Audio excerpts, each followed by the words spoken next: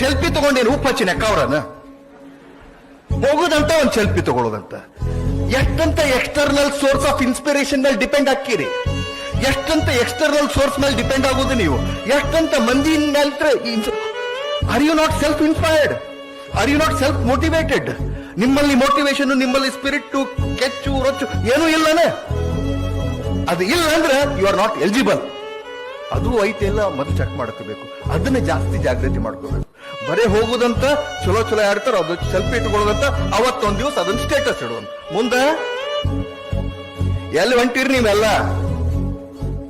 You are all going in a very very wrong way. Social media has destroyed you. It has destroyed your career, your life beyond repair. There are some people who become restless if they don't see WhatsApp or Facebook within 1 hour. ಒಂದು ತಾಸು ಅದನ್ನು ನೋಡೋದು ಬಿಟ್ರಂದ್ರೆ restless ಆಗ್ತಾರ, ಹುಚ್ಚಾಗ್ತಾರ.